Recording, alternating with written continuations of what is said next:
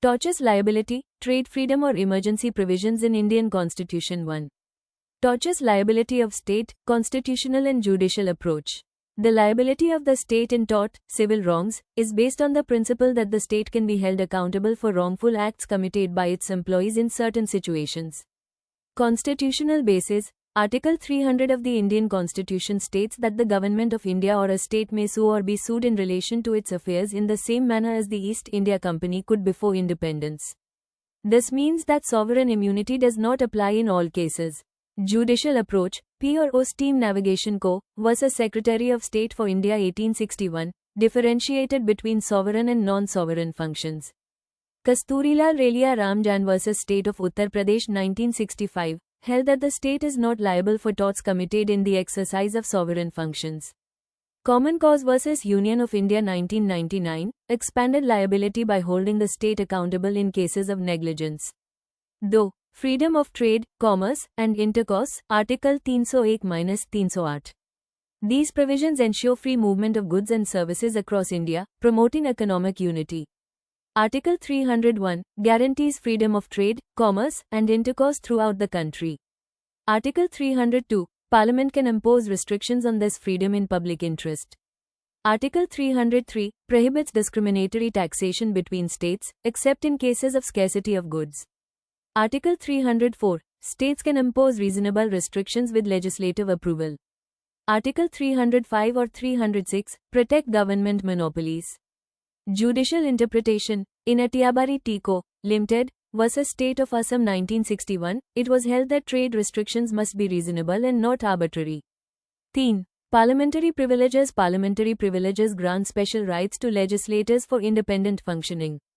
Constitutional basis. Articles 105 Parliament or 194 State legislatures. Privileges include freedom of speech in Parliament, immunity from legal proceedings for statements made in the House, exemption from arrest during legislative sessions, right to regulate its own proceedings.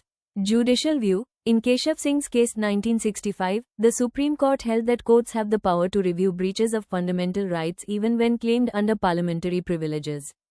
4. Parliamentary vs. presidential form of government. A comparison of the two systems. Judicial views. The Supreme Court in Keshavananda Bharti vs. State of Kerala 1973 ruled that the parliamentary system is part of the basic structure of the constitution and cannot be altered through amendments. 5.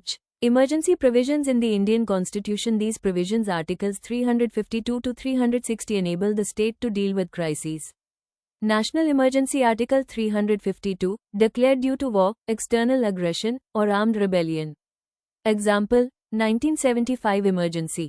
State emergency. Article 356, imposed when a state's governance cannot be carried on per the Constitution. Example, dismissal of state governments under the President's rule. Financial emergency. Article 360, declared in case of financial instability.